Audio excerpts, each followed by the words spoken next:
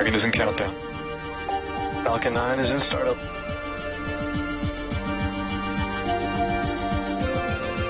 Dragon, SpaceX, go for launch.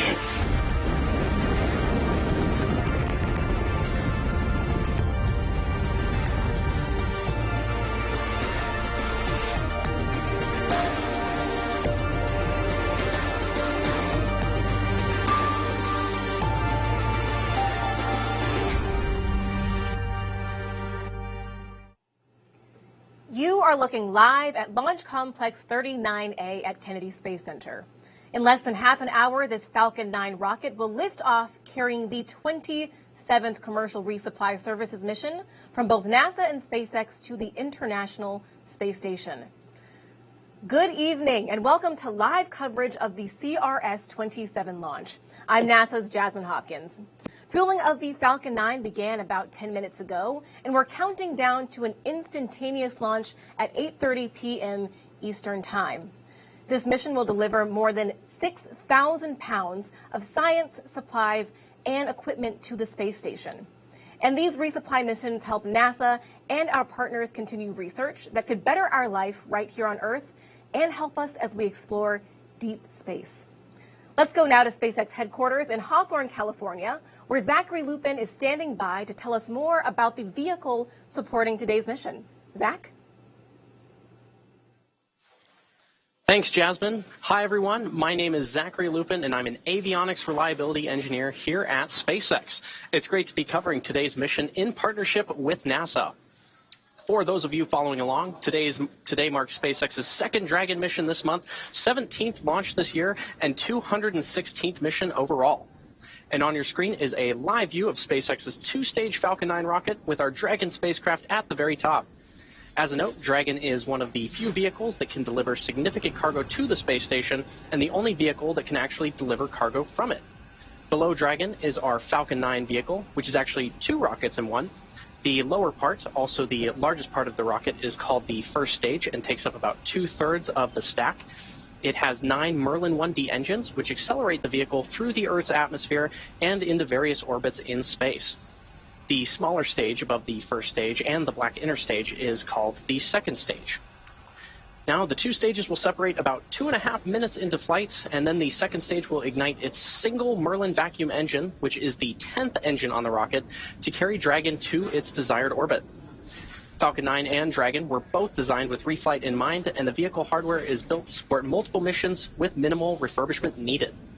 Today's Dragon is flying for its third time, and the Falcon 9 first stage is flying for its 7th time. And we plan to recover and fly both the vehicle and the spacecraft again in the future. So far, we've reflown 149 first stages, including Falcon 9 and Falcon Heavy, and we're planning to recover this booster on our drone ship, a Shortfall of Gravitas, which is currently stationed off the coast of Florida in the Atlantic Ocean. If successful, it will mark the 178th recovery of an orbital-class rocket. And lastly, we wanted to give a shout-out to the recovery team supporting today's mission. In an industry that has historically been male-dominated, today's recovery operations are being managed by an all-female crew. In fact, we believe it to be the first all-female crew for any kind of operation like this. And if it's not the first, then we're in great company, and you can see shots of the crew there. Our recovery teams are responsible for operating the recovery vessels, securing and recovering the booster, and everything else required to make those operations possible. And on your screen right now is video of the crew breaking tow between our drone ship and our recovery vessel Doug earlier today. This operation involves disconnecting the tow wire used to tow the drone ship from port onto location at the landing zone. We are in great hands with today's crew, and we wish the team a very successful mission. And for now, I'll turn it back over to Jasmine at KSC. Thank you, Zach. In addition to SpaceX in California, NASA teams both here in Florida and Texas are monitoring today's launch. You'll hear from Dan Hewitt inside Mission Control in Houston. But first, let's check in with NASA's Megan Cruz, who's following along with the launch team here at Kennedy. Megan? Hey, thank you, Jasmine. And yes, welcome everyone into Hangar AE at nearby Cape Canaveral Space Force Station. The U.S. Space Force monitors the range for us, making sure that it's safe to fly where we plan to fly, as well as the weather, which is looking really great for us tonight. So right now we are at 90% go. Launch Weather Officer Arlena Moses listing the thick cloud layer rule as just a small concern. Basically, she's monitoring some high clouds in the area that's coming in because of an upper level disturbance in the Gulf, but really she doesn't think it's really much to think about. Now back out to the launch pad 39A. Right now RP1 or rocket grade kerosene is being loaded into the first stage, already more than 85% full. Liquid oxygen is also going into the first stage, more than 50% already, and should begin on the second stage momentarily. Those white clouds you see that are billowing off, that's because SpaceX is venting off some of that liquid oxygen, and that happens when the liquid oxygen hits the humid Florida air. Now, our instantaneous launch opportunity tonight is at 8:30 and 42 seconds Eastern Time if we want to dock with the International Space Station Thursday morning. For more on that, let's head on over to Dan Hewitt inside Mission Control in Houston. Hey, thank you so much, Megan, and everybody. Welcome inside of Mission Control Houston at NASA's Johnson Space Center. I'm NASA's Dan Hewitt. It's pretty quiet in the room right now. The Orbit 3 team is on console, led by Ace Flight Director Allison Bollinger. The crew is asleep on board the space station right now, and when they wake up tomorrow, we're hoping they've got a Dragon on their way towards the space station. It's going to be about 35 hours from launch until they dock on Thursday morning. They're going to be docking to the forward port on Node 2. That's the Harmony module on the station. That one was just vacated by the Crew 5 astronauts who left just a couple of days ago. Once they're able to dock, that's going to kick off a really furious month of science and cargo operations for the crew. They're going to have to work to execute a lot of these experiments while Dragon is still attached before they load it back up and send it home. Because again, Dragon, pretty much the only way we're getting large amounts of cargo back to Earth, returning those experiments for analysis back on the ground. But everything's looking great on the station side. We'll have some configuration work to do right before Dragon shows up, but everything looking good. The team has given their go from Houston for launch, and so we're looking good. So let's get back to the countdown. I'll send it over to Jasmine at the Kennedy Space Center. Thank you to both Dan and Megan for those updates. It's great to hear we're looking good for tonight's launch. We are now at about 18 minutes and counting from liftoff of CRS-27. So let's get a closer look at some of the science flying on this mission. Why are we sending heart tissues, biofilms, and bacteria to space? Dozens of new experiments will soon arrive at the International Space Station for the benefit of humanity and future missions. Let's take a look at what's on board the 27th cargo mission from SpaceX. 3D cultured cardiac muscle tissues are returning to microgravity to help develop new therapies for cardiac dysfunction on Earth. Radio-tolerant organisms exposed to the space environment could reveal clues to the survivability of these organisms in space and the origins of life on Earth. Researchers are sending heart organoids back to space to test drug combinations that may reduce microgravity-induced changes in heart cell function. A student-manufactured project will provide an easier way for astronauts to position video and still cameras in the middle of a module. Astronauts will control liquids using capillary forces over a range of liquid viscosities to inform the design of more efficient carbon dioxide removal systems in space. Researchers continue to analyze bacterial biofilm formation and the antimicrobial properties of metal surfaces in microgravity. These experiments join the hundreds of ongoing investigations aboard the orbiting laboratory. That was just a brief look at some of the science on CRS-27. So now let's take a deeper dive. Students from the University of Arkansas have a small satellite on board that could help us declutter space. Joining us now to talk more about it is Samuel Cano, PhD student from the University of Arkansas. Welcome, Sam. Yeah, thanks for having me. Of course. So, Sam, your team is working on something that can get rid of what we know as space junk. How does it work? Yeah, so nowadays deorbiting is just as important a mission concept as any. So we're hoping to test a subsystem aboard ArcSat-1. It's called the Solid State Inflatable Balloon, so I call it SSIB. And to put it, simply, At the mission's conclusion, we'll activate this SSIB board, which has solid sodium azide inside of these wells. So we heat it up, it releases nitrogen gas and fills a balloon. And what that does is increase the drag of the spacecraft, which in turn decreases the time it'll stay in orbit. Wow, that's pretty complex, Sam, and you guys are packing a lot of science into this tiny space for the CubeSat. So ArcSat-1 is the first CubeSat selected by the CubeSat Launch Initiative from Arkansas, and their goal is to get all 50 states. That's very exciting. How do you feel being part of that first? It's amazing. I mean, it's twofold. So, you know, from a technical standpoint, we have ArcSat-1 tonight, hopefully, and ArcSat-2 in the next year, and they're both technology demonstrators for ArcSat-3. And to explain that really simply, I'll just say it's a two-body spectrometer where we hope to maybe send a pair of these really small CubeSats, which is very cost-effective, to other planets, and they will basically orbit in formation flights where one emits a laser, one receives it, and we can create a more comprehensive map of the atmosphere of, you know, say Venus in a matter of weeks. That's the idea. Wow, and it's neat, too, to think that you kind of have a longevity experiment here with ArcSat-1 going into 2 and 3. Will you be working on 2 and 3 as well? Of course, yeah. Right as soon as I get back, it's ArcSat-2 time. Fantastic. So you said that's launching next year. Can you tell us a little bit more about how ArcSat-1 is going to build up to ArcSat-2? Sure. So almost all of the subsystems aboard ArcSat-1 are designed and tested in-house at the University of Arkansas. So this is our real, you know, this is a big test. A lot of the hardware we're able to use for ArcSat-2. ArcSat-2 will be a little bit bigger, but it'll build off of ArcSat-1, and it'll have thrust on board too, so that's a new challenge for us, but we're excited about it. Yes, and we're excited with you too, Sam. Thanks so much for being here tonight. Thank you for having me. Of course, best of luck to you and the team from Arkansas. There's another student-led experiment on this mission, and it will help astronauts take better pictures in microgravity. A team of high school and middle school students worked with NASA's Hunch program to create a ball clamp monopod, and it's not your average selfie stick. In this experiment, a platform attaches to the space station handrail and is tested to hold a camera and track targets. The temporary stable platform is expected to make capturing images much easier and faster.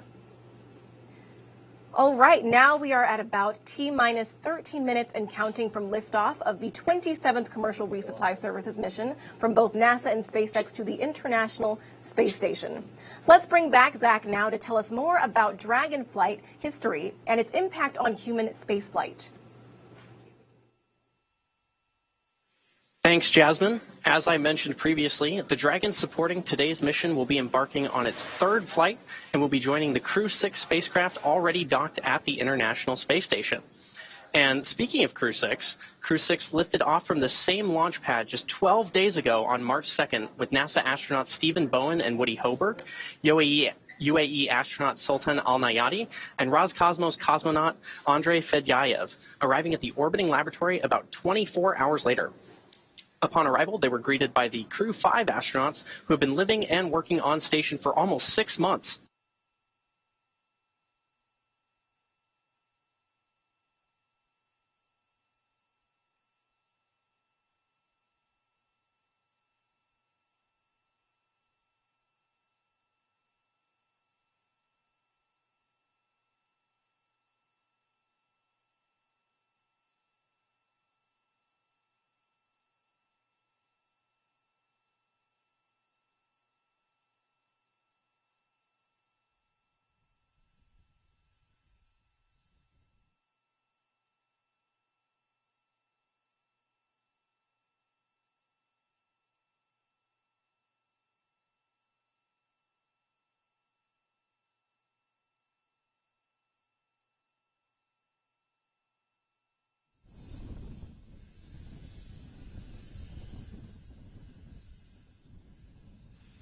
We are close to finding out which 4 astronauts will be among the first crew to lift off on the Artemis 2 mission.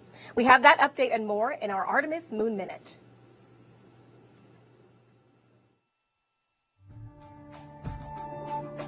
Right now, technicians at NASA's Michoud Assembly Facility are hard at work on our Space Launch System rocket for Artemis 2.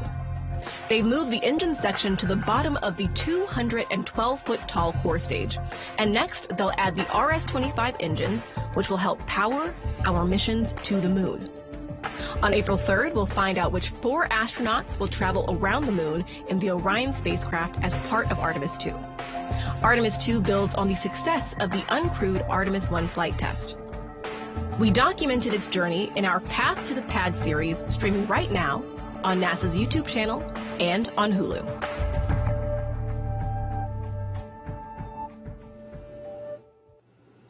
As you just heard, the Artemis 2 crew will be announced on April 3rd at 11 a.m. Eastern Time. And you can watch that right here on NASA TV and on our social media channels. Our missions to the moon are setting us up for Mars. And when we get there, we don't want to bring any microorganisms with us. The European Space Agency will research how different bacteria form and grow on metal surfaces. They'll be looking at how bacteria like staph form on steel, copper, and brass. They want to know which metal has the best antibacterial properties. And prior to this mission, scientists studied biofilm on board the space station and looked for ways to protect astronaut health and safety while they're living in the orbiting laboratory. Additionally, the Japanese Space Agency is trying to identify if any plants could survive and grow on the moon or even on Mars. These 7 samples of microbes you see here will be exposed to the space environment for up to 6 months. Then they'll come back to Earth to see if the spores can survive and grow, as well as their tolerance to UV light and conditions out in space. Well, we know that the weightlessness of space can have a significant effect on our bodies, but especially on our hearts. Joining us now is a member of the Cardinal Heart 2.0 team from Stanford University, Joseph Wu. Thank you so much for being here. Oh, thank you so much for inviting me, Jasmine. Of course, we're really excited to have you here. You guys are doing some very interesting research with Cardinal Heart, and you started with the first experiment, but now you're on the 2.0 version. Right. So can you tell us, what are you looking at in Cardinal Heart 2.0? Yeah, that's right. So we're very much interested in understanding the effect of microgravity on the cardiovascular system. And as you may recall, back in 2016, we did our first experiment, which was we sent human-induced pluripotent stem cells that have been differentiated into cardiomyocytes, beating cardiomyocytes, and we generated this from 3 different individuals. We sent it up to space, and we found there were changes to these 2D human cardiomyocytes. So we follow it up with the December 2020 launch, in which we used 3D human engineered heart tissues. And in this case here, this allows us to understand the interaction of all the different cell types in the heart. The heart has cardiomyocytes, has fibroblasts, and also has endothelial cells. And what was surprising to us is that even the non-beating cardiomyocytes, for example, the fibroblasts, also show some altered function due to the microgravity. So in this current launch, what we're interested is setting up these 3D human cardio organoids. So we sent up 3,888 cardio organoids to be exact, from 4 different individuals, 2 male, 2 female, 2 Caucasians, 2 African Americans. And here, we're trying to understand what is the effect of microgravity on these cardio organoids. We're also screening for different FDA-approved drugs that can be used to mitigate the effects of microgravity. And this is obviously in collaboration with the NIH and CATS, also with the International Space Station, and also with Bioserve Space Technologies in Colorado, and also with UCSB. And finally, we're very grateful for the astronauts who's going to take care of these, what we call babies, for the next several weeks. Right, yes, they're taking care of those babies that you guys have worked very hard on. And, you know, we're talking about doing this on the International Space Station, which is in low Earth orbit. But why is research like this so important as we're looking at going into deep space, you know, to the moon and then on to Mars? Yeah, so that's a very important question, right? Because, as you know, for deep space travel, microgravity and lack of gravity is an important issue. And you know, this is part of the reason why the astronauts, they need to be on stationary bikes when they're up in space. Also part of the reason why when they come back to Earth, you know, for the first 2 to 3 days, they have to adjust to the effect of gravity on our cardiovascular system. So what happens is, without gravity, your muscles, heart muscles, skeletal muscles, and also your blood vessels all atrophy. And so as you go deeper and deeper into space, for example, traveling to Mars, we're talking about longer period of time without the effects of gravity on the cardiovascular system. So you're going to experience more issues, and that's part of the reason why these FDA-approved drugs are important. Yeah, it's very important. Yeah. Thank you so much for being here, Dr. Wu. We really appreciate it. Thank you. All right, now we're just about 7 minutes, or actually 6 minutes until liftoff of CRS-27. So let's bring back Megan now here on Florida's Space Coast and Zach live at SpaceX headquarters in Hawthorne, California, to walk us through the final moments of countdown. Over to you guys. Minus 5 minutes and 48 seconds, and the SpaceX team is working no significant issues, and the vehicle is healthy. Weather is 90% go, and the range is ready to support today's mission. At this point, Rocket Propellant 1, or RP1 fuel, is completely loaded on the second stage and nearly complete on the first stage. Now, liquid oxygen, or LOX, loading is currently underway on both stages and will complete at the T-minus 2 minutes mark before launch. We're also loading helium gas into both stages. Falcon 9 uses helium as a pressurant to backfill the propellant tanks as LOX and RP1 are consumed by the Merlin engines during ascent. Helium load began before the broadcast went live and will continue to top off until about a minute and a half before launch. Now, to make sure engine startup goes well, SpaceX performs what it calls engine chill. Dragon is in terminal count. Call out for Dragon being in Falcon terminal 9 count. tanks are pressurizing for strong back retract. So back to that engine chill really quick. Happened T-minus 7 minutes, and that's when the team... Dragon is in terminal count and it's on internal power. Team flowed a small amount of the super chilled LOX into the Merlin engine's turbo pumps, and SpaceX does this to avoid a thermal shock to the system when that full flow of super chilled liquid oxygen hits the propulsion system. Now, Dragon is currently undergoing vehicle health checks with the next big step just before liftoff, when Dragon transitions to internal battery power.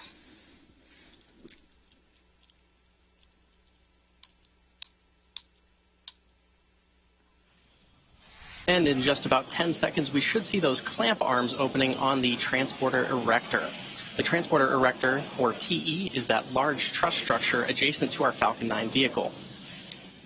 The TE is used for vehicle rollout and to route propellants and electrical power to the vehicle in preparation for launch. Once the clamp arms have fully opened, the TE will then retract away from the rocket in preparation for liftoff. In these last few minutes before T0, Falcon 9 is performing final health checks on its primary communications, avionics, and propulsion systems. And there's that call out for strong back retract. We may also hear call outs that engines are sufficiently chilled if we get a little closer to liftoff. And if you've seen in a couple of our shots here, you may have noticed the Falcon 9 booster supporting today's mission is covered with quite a bit of soot. And that's because it's no stranger to space travel, having previously supported the Amazonas Nexus mission, SES-22, iSpace's Hakuto R Mission 1, and 3 Starlink missions. And as I mentioned earlier, today's mission marks the 7th flight for this booster. Stage 1 LOX load is complete.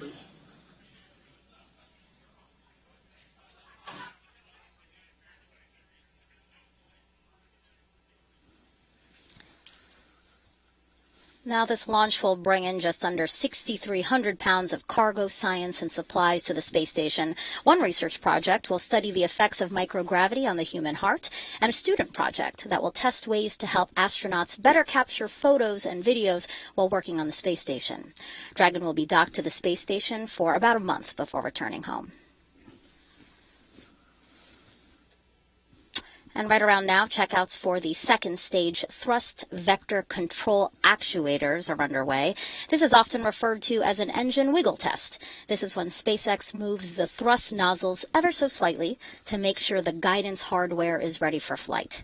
SpaceX will do the exact same checkouts on the first stage engines, but that happens just seconds before ignition.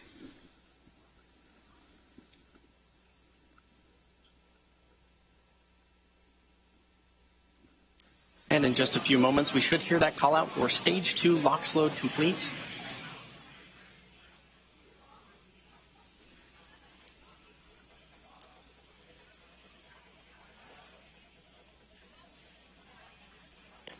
Stage 2 LOX load is complete. And there's that call out. And this will wrap up propellant loading for Dragon both stages in of auto the Falcon 9. Dragon is also performing its final health checks to make sure all the vehicle's primary systems are ready for its rendezvous with the International Space Station. And you may have noticed some white clouds around the vehicle, but that's actually quite normal. Those clouds you see are the chilled gas above the LOX tank liquid surface that we vent overboard to maintain pressure in the tank as needed. And when that gas comes out into contact with the warm, humid Florida air, the air condenses into clouds and water. Now in just about 5 seconds, Dragon transitions to internal power. Falcon 9 computers will enter startup mode, which is when the Falcon 9 flight computers... There you go. Dragon is in countdown. Is when the Falcon 9 flight computers take control of the countdown and will guide the rocket through the last seconds before liftoff. Go for launch. All right, both stages are now pressurizing for launch. At launch, the International Space Station will be over the Indian Ocean, south of India, at an altitude of 261 statute miles. T-minus 30 seconds. Counting down for NASA and SpaceX's 27th commercial resupply mission.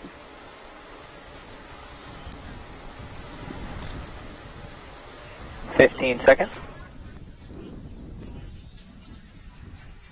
T-minus 10, 9, 8, 7, 6, 5, 4, 3, 2, 1. Engines full power.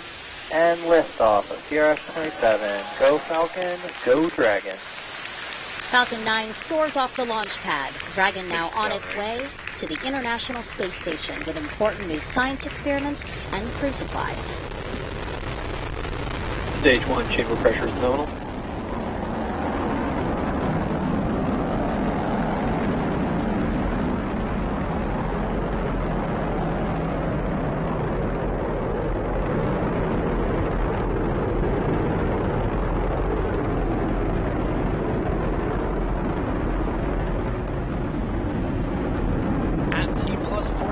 Falcon 9 has successfully lifted off from historic launch complex 39A in Florida.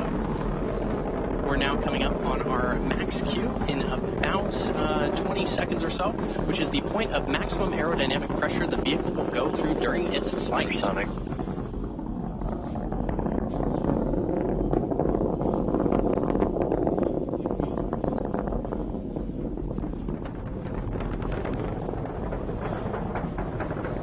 Max Q.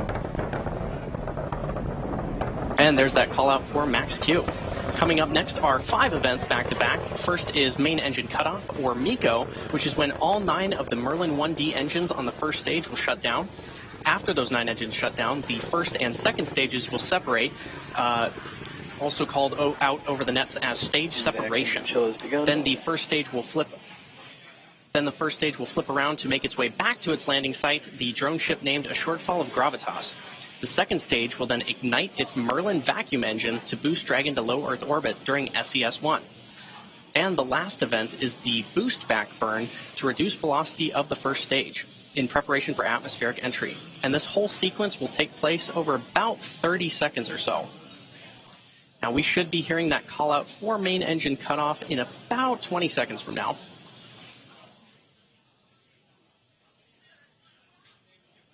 Wonderful tracking shot of our rocket.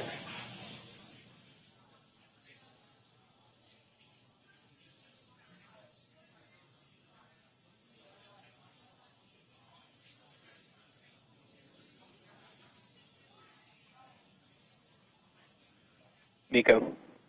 Stage separation confirmed.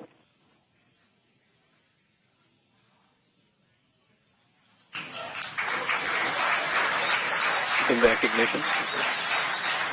Stage 1 boost back startup. And there's all of those callouts for those milestones. So we had MECO, stage separation, a stage 1 flip, second engine start 1, and the start of the partial boost back burn. While a boost back burn is normally performed in order to return the first stage to one of our landing zones, here we are just performing a partial boost back. This shortened burn, possible due to payload weight, will allow us to recover the Falcon 9 booster much closer to the coast and shorten the drone ship's journey back to shore by about 1.5 to 2 days. Stage 1 boost back shutdown. And there's confirmation of boost back shutdown. If you're just tuning in, you're watching a live webcast for the 27th commercial resupply mission to the International Space Station for NASA. This is SpaceX's 17th mission for 2023 and the second Dragon flight to the International Space Station this year. We lifted off from Kennedy Space Center's historic Launch Complex 39A just about 3 minutes and 45 seconds ago. On the left side of your screen is the Falcon 9 first stage that is making its way back to Earth, and on the right side is the second stage. The second stage, and you can see that MVAC engine there. As a reminder, today's mission marks the 7th flight for this Falcon 9 booster, which previously supported the Amazonas Nexus mission, SES-22, iSpace's Hakuto-R Mission 1, and 3 Starlink missions.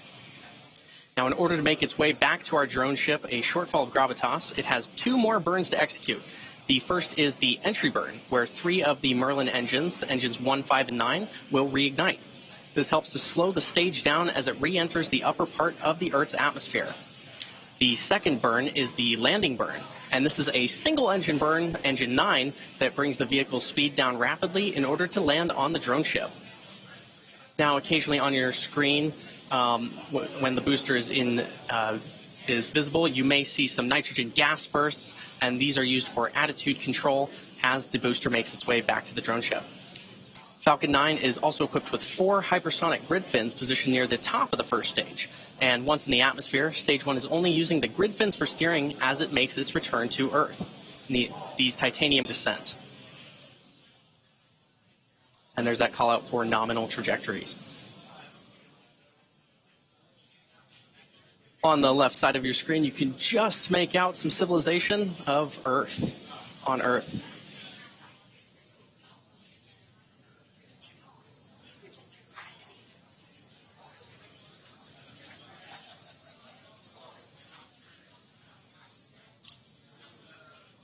In just about 8 seconds from now, we should see that first stage entry burn begin.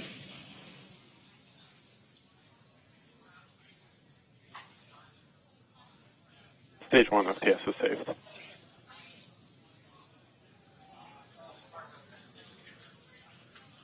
Right now on the right side of your screen, you can currently see that.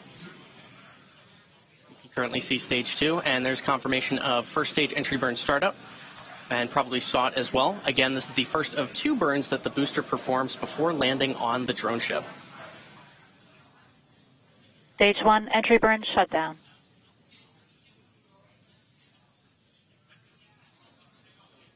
Now, as we get closer to the first stage landing, it's good to note that the Falcon 9 first stage is equipped with 4 landing legs made of state-of-the-art carbon fiber with aluminum honeycomb. And these are placed symmetrically around the base of the rocket and deployed just prior to landing. If successful, this landing will mark the 178th time that we've recovered a first stage booster, including both Falcon 9 and Falcon Heavy missions.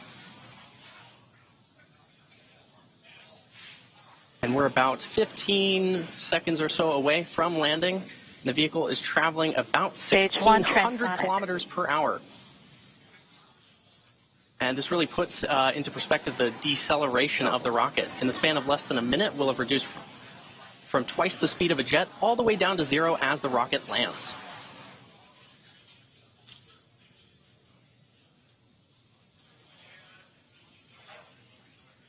Stage 1 landing burn. And there's the start of that first stage landing burn on the left side of your screen.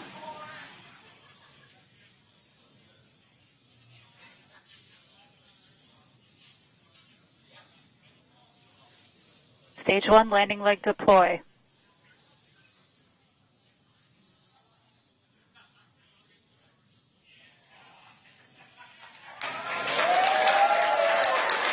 And there you saw the Falcon 9 first stage successfully land, and you can probably hear the cheering behind me. The Falcon 9 first stage that supported today's mission landed for the 7th time, having previously supported Amazonas Nexus, SES-22, iSpace's Hakuto-R Mission 1, and 3 Starlink missions. Today's landing also marks the 178th successful landing for an orbital-class rocket. As mentioned previously, today's recovery operations are being managed by an all-female recovery team, and this is a really cool moment for the industry and SpaceX. There's that call out that Stage 2 FTS is safe. And we should have second stage engine cutoff here shortly.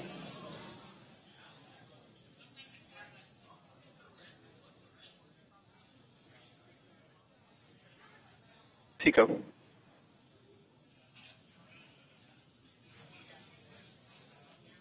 There's that call out of SECO. Nominal orbit insertion. And there's the key call out of nominal orbital insertion. At T plus 9 minutes into the mission, we are coming up on the last major task for Stage 2, commanding separation of Dragon a couple minutes from now. We expect to have video of Dragon separation from the top of the second stage, which looks into the trunk. CRS-27 will be joining the Crew 6 vehicle, currently on orbit, so we'll be back to having 2 Dragon spacecraft docked at the International Space Station. Expected loss of signal. Okay. As for cargo, today we will be delivering more than 6,000 pounds of science, research, crew supplies, and vehicle hardware to the orbital laboratory and its crew. To date, SpaceX has sent and brought back over 270,000 pounds of crew and cargo to and from the space station.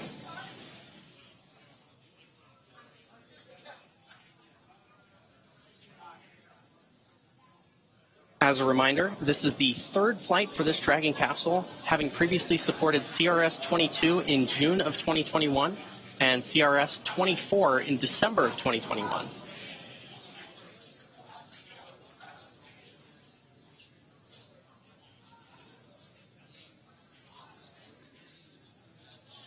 Once the Dragon capsule jettisons from the second stage, it has 16 Draco thrusters, each with the capability to deliver 90 pounds of force, and those will be used for maneuvering. There are 4 pairs of 3 thrusters spaced evenly around the capsule, as well as 4 forward bulkhead thrusters underneath the nose cone. Now, notably, Dragon does not have super Draco thrusters, seats, or life support systems, as it is not carrying crew, and this saves on weight, space, and also allows for a faster refurbishment time.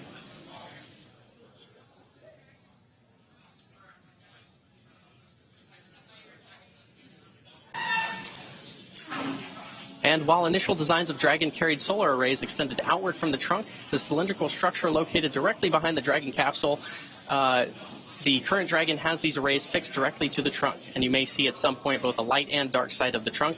And that dark side is actually those solar panels. And the light side is a radiator to help cool the spacecraft.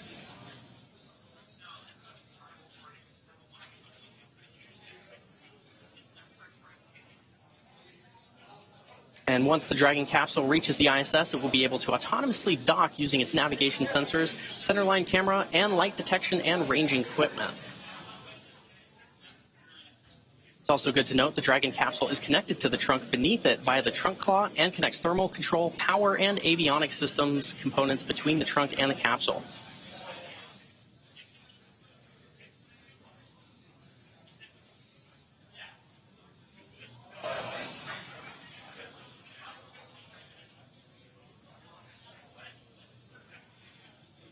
And if you're just joining us, you're watching a live view of Dragon successfully disconnecting from the second stage, heading to the International Space Station. This is the 27th commercial resupply mission to the International Space Station for NASA. This is SpaceX's 17th mission this year and second Dragon flight to station for 2023. We lifted off about 12 minutes and 23 seconds ago from Kennedy Space Center at historic Launch Complex 39A. And there you can see Dragon slowly drifting away from the second stage. The next milestone coming up is the nose cone opening sequence, which protects the docking ring and navigation sensors. And that's going to do it for me here in Hawthorne, so I'm going to throw it back over to Dan in Houston.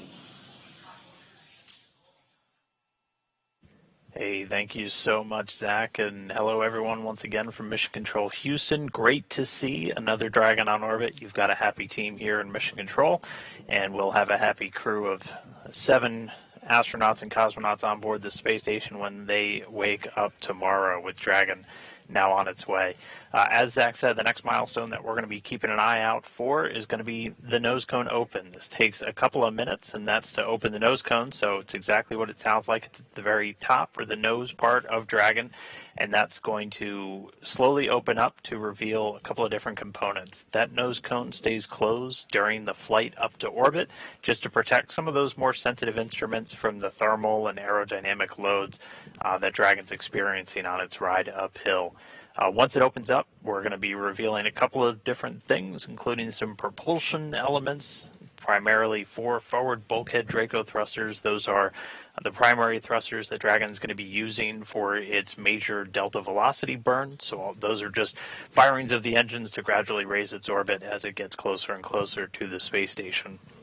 It's also going to reveal a suite of navigation equipment. Dragon has a couple of different methods to essentially find its way through outer space, and underneath the nose cone there is something called the Dragon Eye, star trackers, and then it will also be pairing that with an inertial measurement unit and GPS sensors, all of these kind of working in tandem to essentially tell Dragon where it is in outer space and where it needs to head. We also do what's called a state vector upload to the spacecraft just prior to launch, telling it where space station is, and then once it gets closer, we'll have what's called relative GPS systems that will be able to talk to each other between Dragon and space station, just as they start talking to each other, let them know where they are.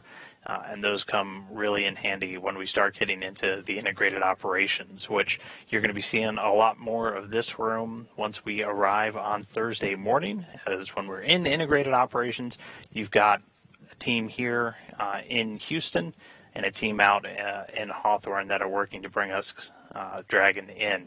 But we are getting closer to that nose cone to start opening. There are 12 hooks around essentially the docking ring of the Dragon spacecraft. 6 of those are actually holding the nose cone in place during the launch. All 12 are closed when we're launching, and we open them up. If you've watched any of the previous crew missions or even the cargo missions, we do them in 2 different sets, 2 sets of 6. So one set already open, the second set opening now, and once that second set is open, the nose cone will start to deploy. Again, it takes a couple of minutes for that nose cone to open, usually about 5 minutes or so, and then it'll gradually open. It swings open a little more than about 110 degrees, so that gives Dragon plenty of clearance to dock with the space station, as this is going to reveal also the docking ring, and that's what Dragon's going to be using to actually dock with the International Docking Adapter on board the station. And we're heading to the forward port. We have 2 of those on the U.S. segment right now with the docking adapters, the forward port and the Zenith, or the space-facing port on Node 2, the Harmony module. And this Dragon is going to be bound for the forward port. It was just left vacant by the Crew Dragon Endurance, which brought Crew 5 home over the weekend after 157 days in space. And this Dragon is bound for that one to kick off really about a month and change of really intense cargo and science operations. But at this moment in time, one set of hooks open. We're still waiting for that second set of 6 to open up, and then once that happens, the nose cone will start to deploy. Shortly after that, we'll do checkouts of those forward bulkhead Dracos, those 4 Dracos that are hiding underneath the nose cone right now. And once those are checked out, we'll be pretty much ready to go. And as Dragon will start to do its different phasing burns to get to the space station. And sounds like we've got all 6 of the second set are now open and just standing by, and it looks like the nose cone has started to deploy. So again, this is going to kick off a couple of minutes for the nose cone to fully open, but all hooks are open and the nose cone is deploying. While we wait for the nose cone to open, I do want to bring in, we have a guest real quickly. We have Phil Dempsey. He's the manager of the Vehicle Integration Office in NASA's International Space Station program, basically the guy overseeing all the different spacecraft responsible for bringing crew and cargo up to the space station. Phil, first, thanks so much for joining me. Just want to get your thoughts real quick. Walk us through, we've got another Dragon mission heading to the station. What's this going to mean for those crew members on board? Hey, yeah, thanks. So first of all, just saw a really great launch from our SpaceX team down here in Florida. Getting a new Dragon is really exciting for the crew for a couple of reasons. First, like you just kind of mentioned, these cargo missions are really action-packed times for the crew. It starts when they dock Thursday morning. We're just getting into the vehicle, getting critical research out and into its location on the ISS. Then the crew does some standard cargo ops and payload moves across this 30-day mission. But while they're doing that, they're also doing critical research that actually has to be completed during the dock mission in order to get those results back down on that same vehicle when it comes down a little over 30 days after it goes up. Then it's time to get it repacked with hardware. Additionally, these cargo missions are the few chances we have to get fresh or refrigerated food up to the crew. So, we give them a little taste of home. They got some fresh fruit and cheeses on this one. And I know they're asleep, but I think they're going to be pretty excited when they wake up. We actually have some live views now of the nose cone opening. We're about halfway through. But Phil, before I let you go, just general feelings from you, the program. This has been just another incredibly busy spring. It feels like we're always in the busy season with Station. We just brought a crew home over the weekend after launching another one. What's it been like to just balance all of the traffic coming and going from the space station? Yeah, it seems like we're partway through and there's a lot going on. It is really exciting. As for the pace, most of us probably wouldn't have it any other way, I'll tell you. We're in our third decade of operating this orbiting research facility, and these are the crew and cargo missions to keep it going. But if you look ahead, added into that mix, we got an upcoming Boeing first crewed flight. We've got a second private astronaut mission. So while busy times for sure, it's really inspiring what we're doing across, in this industry, across this, dedicated and great partnerships with NASA, commercial, providers and international teams. It's just really exciting for the program, and we're really proud to be part of it. All right. Well, again, that was Phil Dempsey. Phil, thank you so much for dialing in. Phil's the manager of the Vehicle Integration Office from the International Space Station program for NASA. Thank you, Phil. All right. Thanks. You have a good evening. You too. All right. We are very close now to the nose cone being open. Looks like it just has a few more degrees to go. And we'll stand by and wait for confirmation on the loops to hear that again. Once we get the nose cone open, it'll be time for Dragon to reorient itself to maneuver for some forward bulkhead Draco checkouts, and then that'll be the last thing we do in the next couple of minutes before it's time to start those phasing burns. And as I was talking through there, we actually just heard the nose cone is now open. So Dragon already stepping through its automated sequence, getting ready to do the checkouts of those forward bulkhead thrusters.